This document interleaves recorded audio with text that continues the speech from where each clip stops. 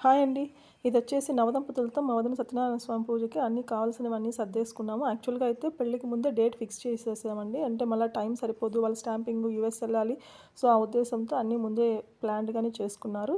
So, పిలుపులకెళ్ళినప్పుడే పలానా date అనేసి అందరికీ చెప్పేశారనమాట సత్యనారాయణ స్వామి వ్రతానికి.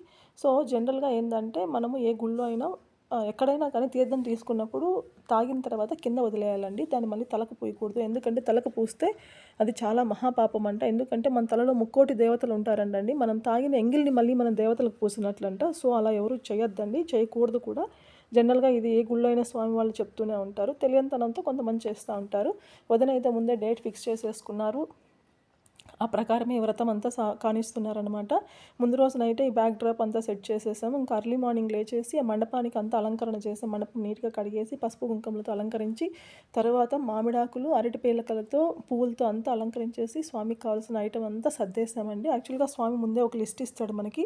పసుపు, కుంకుమ, పూలు, తులసిమాల, ఆ అభిషేకానికి కావాల్సిన ద్రవ్యాలు అవన్నీ ఇచ్చేస్తారు. అవన్నీ నీట్‌గా కార్పెట్ వేసి స్వామి రాంగానే ఇంక కూర్చొని దంపతులను కూర్చోబెట్టేసి పూజ చేయడం ఒక్కటే అన్నట్టు అన్నీ సర్దేస్తాము. అక్షంతలు, పసుపు, కుంకుమ, నెయ్యి, తేనె, పెరుగు, పాలు, ప్రసాదాలు అన్నీ సర్దేశాము. సో, ఇలా అన్నమాట.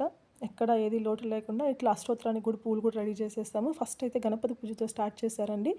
లక్ష్మీ గణపతి ముద్దని పెట్టి ఆ స్వామికి అభిషేకం కాదు అర్చనలాగా చేశారు. తర్వాత నవగ్రహ శాంతి. ఇక్కడైతే ఎంత నచ్చిందంటే ప్రతి దిక్కుకి ఉన్నటువంటి ఇంపార్టెన్స్, ఏ గ్రహం ఇంపార్టెంటు, వాయువ్యానికి, ఆగ్నేయానికి, ఈశాన్యానికి ఉన్న దిక్కులేంటి, ఆ దిక్కులకు అధిపతి ఎవరు అన్నట్టు నవగ్రహ పూజ చేశారు. అది అయిన తర్వాత మృత్యుంజయ పూజ. అది అయిన తర్వాత సత్యనారాయణ స్వామి రమా సమేత సత్యనారాయణ స్వామి వ్రతం స్టార్ట్ చేశారు. సో, ఫస్ట్ స్వామికి అమ్మవారికి అభిషేకం చేశారు.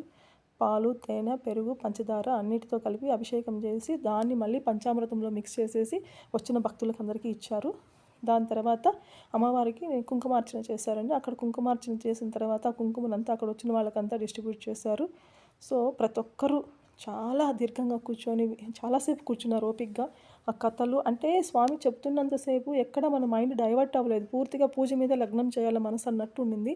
జనరల్‌గా అయితే ఒక్కొక్కసారి సత్యనారాయణ స్వామి వ్రతం చేస్తున్నప్పుడు కొంతమంది నిద్రపోతారు. ఆ కథలో అంత బోర్ కొట్టి, కానీ ఎక్కడ బోర్ కొట్టనివ్వలేదు స్వామి. అంత నీట్‌గా ఎక్స్‌ప్లెయిన్ చేశారు. ఆ మంత్రోచ్చారణ అయితే నాకు చాలా నచ్చింది. అంత స్పష్టంగా, నీట్‌గా అంటే జనరల్‌గా వాళ్ళు చేసే వాళ్ళ వృత్తి అది కాబట్టి వాళ్ళు చేస్తారు. నేను కాదనట్లేదు. చేశారు. స్వామికి కూడా అలంకరణ అంతా నచ్చి వీడియోలు తీసుకుంటున్నాడు. అంతా పూజా కార్యక్రమాలు అయిన తర్వాత దంపతులను వచ్చిన వాళ్ళంతా దీవించారు. ఫస్ట్ అమ్మాయి పేరెంట్స్ అంతా దీవించి వాళ్ళకి కానుకలంతా ఇచ్చారు. తర్వాత వచ్చిన వాళ్ళంతా అక్షంతలేసి ఆశీర్వదించి అందరూ వచ్చిన వాళ్ళకంతా రిటర్న్ గిఫ్ట్లు ఇచ్చి భోంచేసి అందరూ వెళ్ళారు. ఇదన్నమాట మా వదిన వాళ్ళంటే సత్యనారాయణ స్వామి వ్రతము. సత్యనారాయణ స్వామి వ్రతానికి ఉన్నటువంటి ప్రత్యేకత చెప్పనవసరం లేదు. అందరికీ తెలిసిందే. నవదంపతులతో గృహప్రవేశాలప్పుడు జనరల్‌గా కార్తీక మాసంలో కూడా ఎక్కువ చేస్తూ ఉంటారు. సో, అలా అన్నమాట. ఇది వచ్చేసి ఇక్కడ వచ్చిన వాళ్ళంతా వదిన ఫ్రెండ్స్ ఉన్నారు, బంధువులు ఉన్నారు. ఎక్కువ మంది ఫ్రెండ్సే ఉన్నారు వదినకి. వాకింగ్ బ్యాచ్, పాట్‌లాక్ బ్యాచ్ అట్లా చాలామంది వచ్చారు. బంధువులతో ఫుల్ నిండిపోయింది. ఇట్లా అమ్మాయిని దీవిస్తున్నారనమాట వాళ్ళ మదరు. పుట్టింటి నుంచి పసుపు కుంకుమలు ఇచ్చి అమ్మవారిని, అబ్బాయిని, అమ్మాయిని ఇద్దరిని దీవిస్తూ ఉన్నారు ఆంటీ వచ్చి.